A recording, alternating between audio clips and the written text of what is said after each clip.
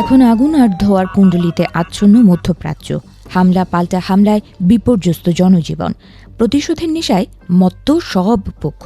উস্কানি দিয়ে যুদ্ধ শুরু করা মার্কিন প্রেসিডেন্ট ডোনাল্ড ট্রাম্প সুর নরম করে এখন ইরানের সঙ্গে সমঝোতা করতে চাইছেন।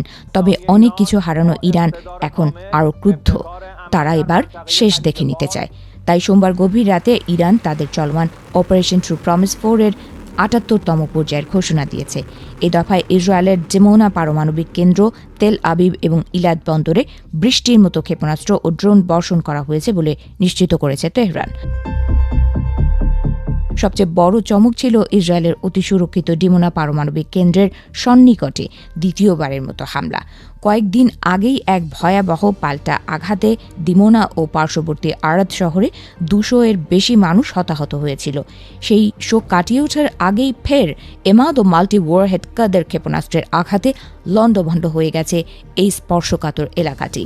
ইরানি বিবৃতিতে স্পষ্ট করা হয়েছে, তাদের লক্ষ্য কেবল ইসরায়েল নয়, এই ৭৮তম তরঙ্গে অঞ্চলের বেশ কয়েকটি মার্কিন সামরিক ঘাঁটিতেও নিখুঁত আঘাত হানা হয়েছে। পেন্টাগন ক্ষয়ক্ষতির পরিমাণ নিয়ে মুখ না খুললেও তেহরানের দাবি, মার্কিন মদতপুষ্ট আগ্রাসনের তাঁত ভাঙা জবাব দেওয়া হয়েছে এই অভিযানের মাধ্যমে। ইরানের রাজপথ এখন স্লোগানে মুখরিত।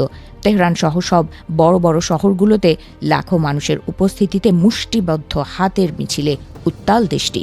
জনগণের এই অভূতপূর্ব সমর্থনকে পুঁজি করেই ইরান এই বিধ্বংসী অভিযান চালিয়ে যাচ্ছে, যা যুদ্ধের ইতিহাসে এক অনন্য রেকর্ড সৃষ্টি করেছে বলে দাবি করা হচ্ছে।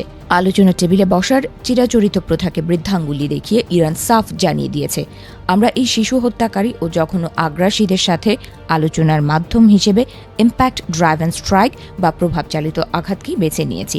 অর্থাৎ কূটনীতির চেয়ে ক্ষেপণাস্ত্রের ভাষাই এখন তেহরানের প্রধান হাতিয়ার। যুদ্ধ এখনই শেষ নয়, বরং যুদ্ধের আসল শক্তি এখনও রিজার্ভে রাখা হয়েছে।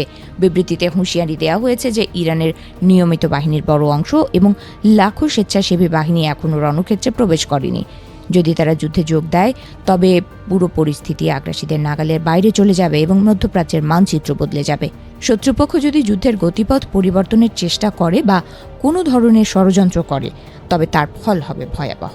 ইরান সতর্ক করেছে, যে কোনো স্তরের আগ্রাসনের পরিকল্পনাকারী এবং সমর্থকদের ওপর ভারী আঘাত নেমে আসবে চোখের পলক পড়ার আগেই। কোনো সতর্ক বার্তা ছাড়াই মুহূর্তের মধ্যে ধূলিসাৎ করে দেওয়া হবে শত্রুর আস্তানা। গত মাসের শেষে ইসরায়েল ও যুক্তরাষ্ট্রের উস্কানিমূলক আগ্রাসনের প্রেক্ষাপটে শুরু হয় অপারেশন ট্রু প্রমিস 4। এর আওতায় একের পর এক হামলা চালিয়ে যাচ্ছে ইরানি বাহিনী।